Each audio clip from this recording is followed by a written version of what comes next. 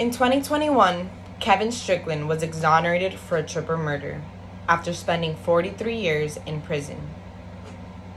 On April 25, 1978, Strickland was at home with his newborn daughter and a few other family members when 4 of his friends paid him a visit. One of these friends being Adkins. Adkins had stated that he had lost a gambling game against a man named Ingram. He lost $300 in this gambling game.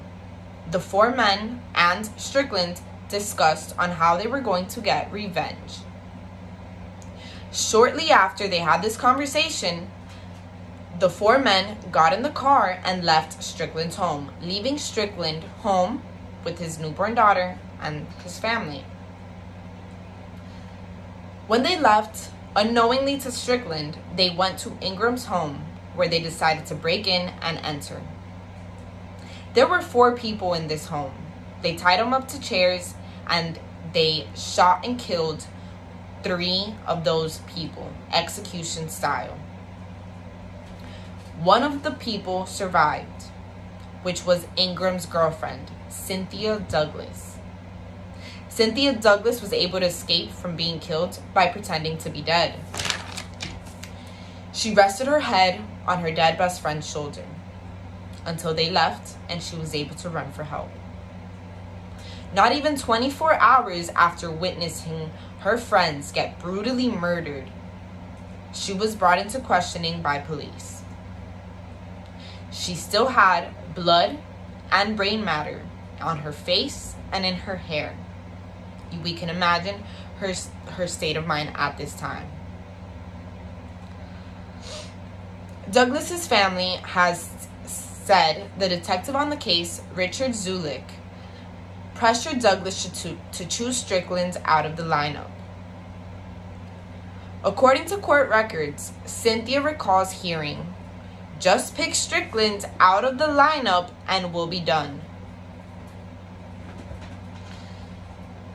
Douglas was young and most likely in shock, and she complied. When going to court, she testified and said that she did in fact see Strickland at the time of the crime. Years later, Cynthia Douglas, retracts her statement and attempts to contact the Innocence Project in order to take back that statement and say that he was not there. She wanted to bring light to Richard Zulik for pressuring her to choose Strickland.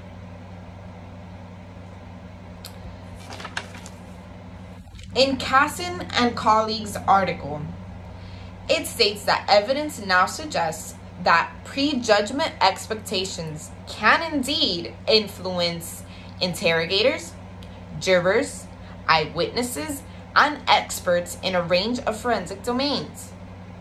This is referred to as forensic confirmation bias, which is what I believe this case had the misfortune of undergoing. Although there was no physical evidence, no DNA on the guns that tied Strickland to the crime, family members provided alibis, and the admitted killers testified that he was not there at the time of the case, at the time of the crime. The entire case against Kevin Strickland was built around Cynthia Douglas's false testimony. Here we can see that the investigator had a huge part in contributing to the false jurisdiction of guilt for Kevin Strickland. What should have been done was more extensive research, and they should have understood and given Cynthia Douglas more time to process what she had been through before questioning her. After Cynthia Douglas had said that she was not sure about if Kevin Strickland was there or was not there, they should have left it alone and asked her to come back at a later date, but they did not.